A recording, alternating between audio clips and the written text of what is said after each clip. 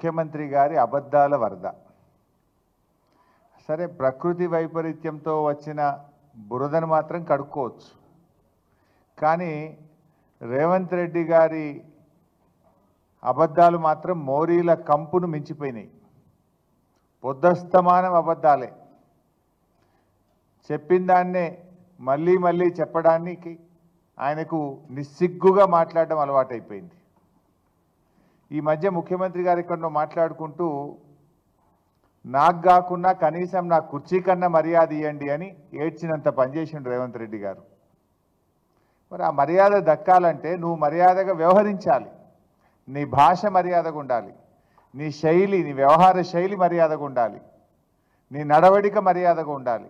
అప్పుడు నీకు మర్యాద వస్తుంది.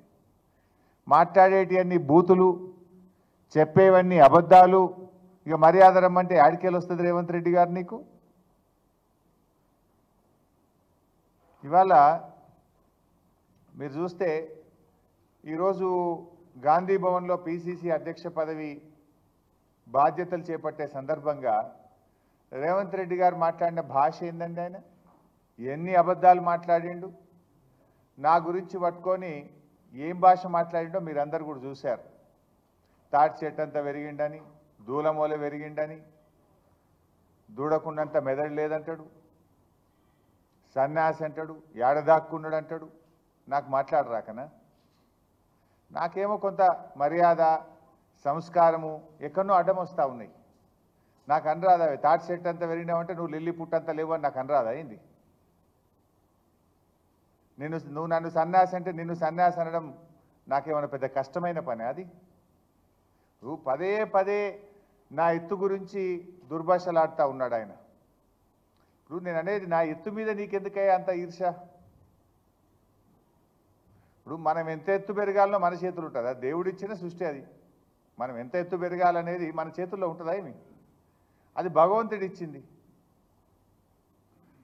నువ్వు ఎంతసేపు నా మీద ఏదో అసూయ పడుతున్నట్టు హరీష్ అంత ఎత్తు పెరగలేదని ఇప్పటికి ఒక 20 సార్లు మాట్లాడుతీవి. ఏదో పోనీలే పోనీలే ఎందుకు పట్టించుకోవాలని నేను అనుకుంటున్నా. ఇప్పుడు నా గురించి ఎంత తిట్టినా, నా ఎత్తు గురించి నువ్వు ఎంత మాట్లాడినా, నువ్వు ఎంత దానిలాడినా ఇప్పుడు నా అంత ఎత్తు నువ్వు పెరగలేవు. అయిపోయింది నీ పని, నువ్వు పెరగలేవు, నువ్వు గంతే ఉంటావు. నా ఎత్తు గురించి ఆలోచించడం మానేసి రైతుల గురించి ఆలోచించండి ముఖ్యమంత్రి గారు. నేను పొడిగే తెలంగాణ ఉద్యమం నన్ను ఇంకింత పొడుగు చేసింది. కానీ నువ్వేంది?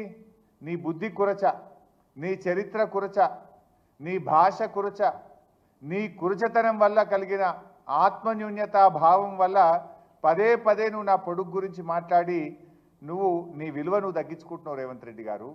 బంద్ ఊకే అవి చిల్లర మాటలు బంద్ చేసి రైతుల గురించి ఆలోచించు, రాష్ట్రం గురించి ఆలోచించు, ప్రజల గురించి ఆలోచించు, ప్రజలకు ఏం చేయాలనో ఆలోచించు.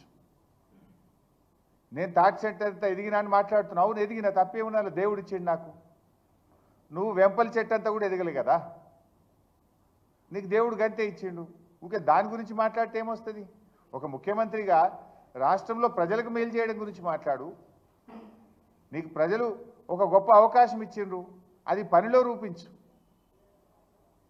ఇవాళ ఆయన మళ్ళీ మాట్లాడుతూ ఏమంటాడంటే రుణమాఫీ నేను పూర్తి చేసినా అని మాట్లాడు. రుణమాఫీ నిజంగా జరిగిందా? నువ్వు ఏం చెప్పినావు? దేవుడి మీద ఒట్టి పెట్టి అటున్న సూర్యుడు ఇటు పొడిచినా, ఎవడున్నా ఎవడు లేకపోయినా 15 ఆగస్టు కల్లా రుణమాఫీ పూర్తి చేస్తా అన్నావు. అయిందా రుణమాఫీ? ఎందుకు చిల్లర మాటలు మాట్లాడుతున్నావు? ఏ ఊరికి పోదాం?